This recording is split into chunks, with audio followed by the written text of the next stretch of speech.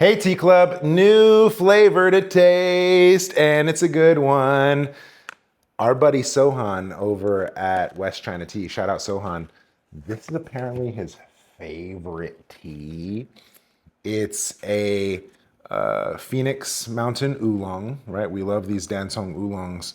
And it's called Needle at Sea Floor. You know, there's so many different varieties. They all kind of have similar profiles. They all have fancy names.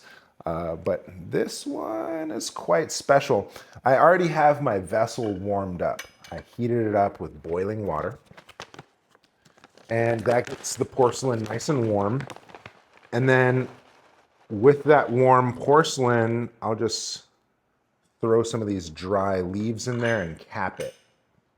Now that residual warmth, okay, it's kind of like a sauna inside that little guy line. Okay, so it's kind of nice. I'm gonna leave it there for a moment, let it breathe, okay? Once again, we got this needle at seafloor.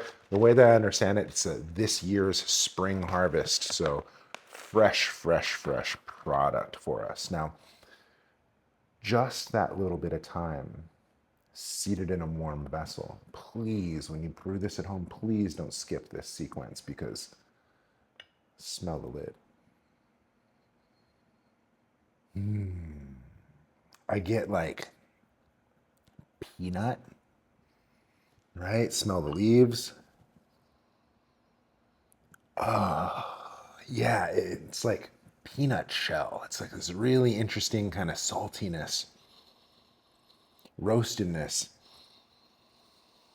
The flavor, the floral notes are coming out. This, guys, this oolong, really special, and the aroma, the fragrance, it's really where it's at with these special brews. So warm up your vessel, you know, put in the dry leaf, smell, let it breathe, let it rest, smell again.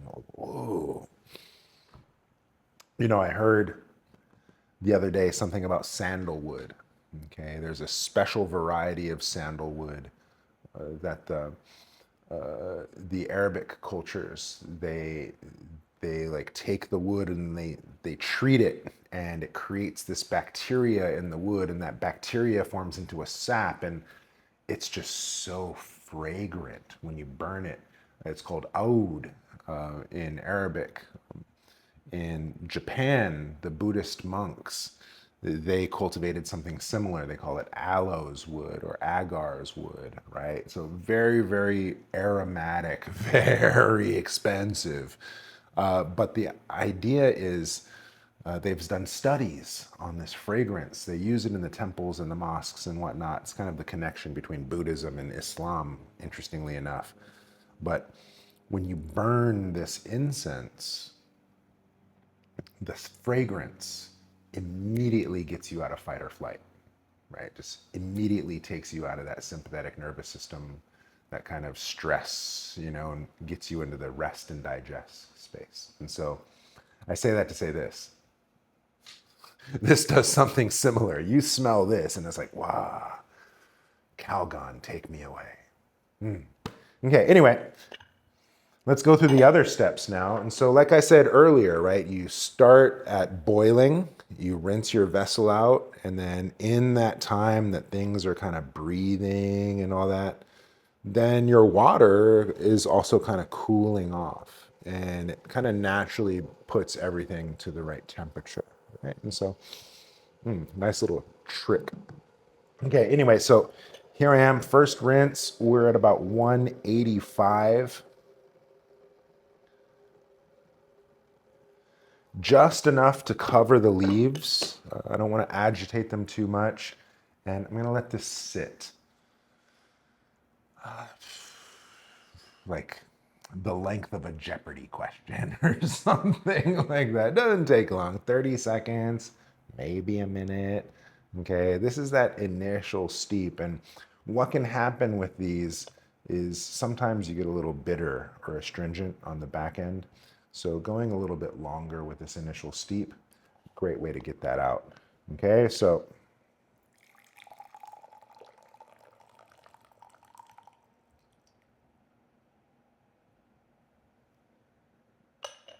Let's go ahead and take note. Nice clarity, right? No cloudiness at all. You really want that in your tea, right? Nice rich clarity so that the light comes through.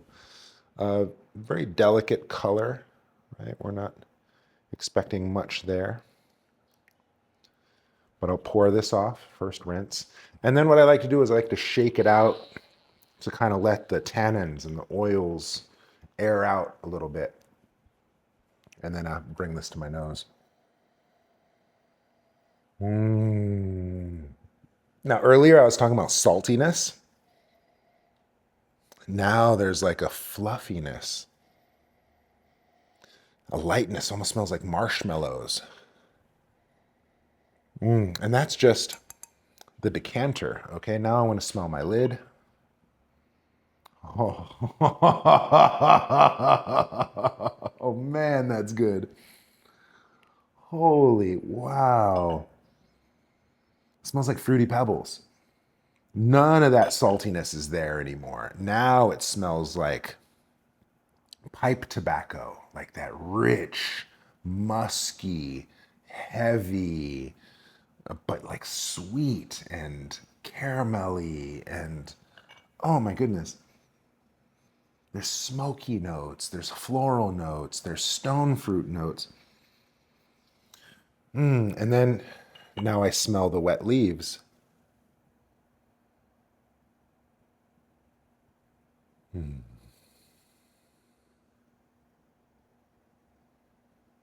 I tell you, if my pillow smelled like this, oh, I'd sleep so good.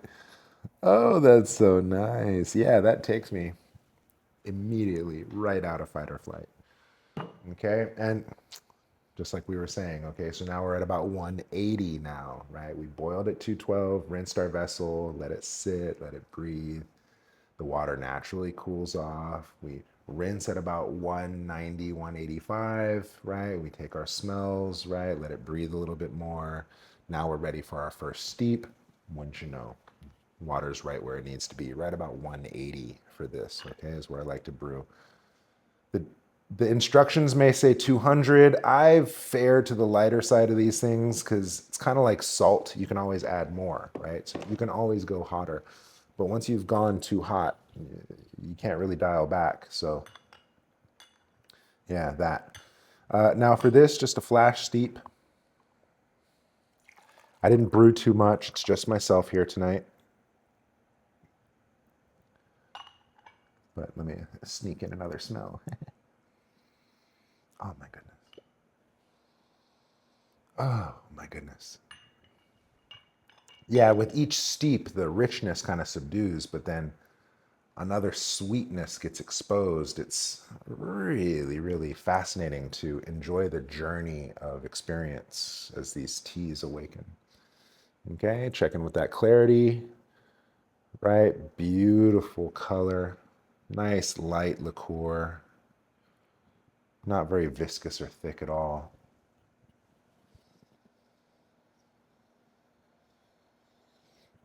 Not much nose on the liqueur, okay? I'll give it that. I don't smell much on the tea itself.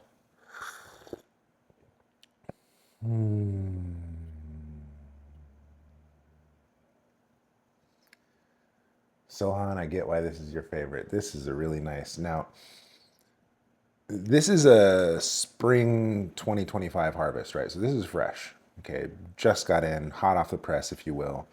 And the way that I understand these teas is they are prone to oxidation. Okay, and so if you're going to drink them fast, right? Because if you open, close, open, close, open, close that bag, it's a lot of air exchange and the tea will go dull, right? However, it's in a good package, right? It's in a good seal. So if you tuck it away a good 5, 10 years, I have heard that this stuff can age. Okay, I've never tried it, but I've heard that it can age. Okay, but my experience with these kind of loose leaf varieties, they kind of lose their edge a year or two, right? Especially if you kind of don't store them well. And so, still yet, if you're gonna drink it this season, this fall, ooh, good stuff. Yeah, the other thing that happens is when you get these really nice aromatic teas that they smell so good, but the flavor doesn't match, right? And that's when you start to want creams and sugars and all that, right? And so this, however, the smell is quite nice, and then the flavor matches. It comes in kind of like a musky, kind of like a heavy. It almost feels like kind of a gentleman's cologne, you know, like a library or leather bound books. You know, I feel like these kind of these nicely upholstered leather upholstery. You know, this is the kind of flavor, a little pipe smoke. These are the these are the vibes that I get off of this tea. Let's go ahead and do one more steep.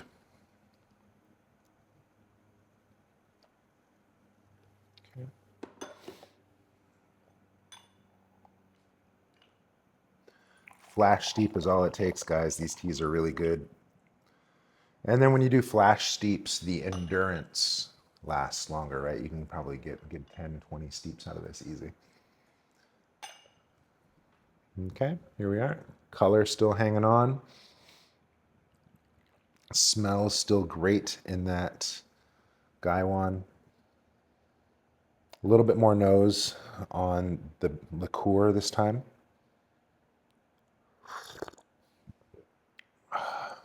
And there's that flavor. Smooth. My friend Mary, shout out Mary, I know you watch these. She was here earlier. She says it tastes like Coca-Cola. I get it. Like kind of the caramelly, you know, has that kind of cola-ness to it. But so much better. So much warmer. No carbonation. Yeah, let me finish this. So guys, that's our tea club.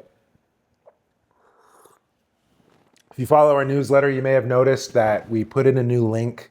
It's a new access to the Tea Club. No more of that kind of dragon, tiger, phoenix. All that stuff is complicated. We're phasing that out. And just for now, if you want to try out the Tea Club, there's a link in our newsletter. So you can go ahead and hit that. And then it's just the tea, none of the other fancy membership stuff. And then that way, you know, we can get more people involved in these tea gatherings. And who knows, maybe we'll start shooting this stuff live and I'll start fielding your questions and stuff like that too. Lots in store. Anyway, that's how you brew it. Enjoy.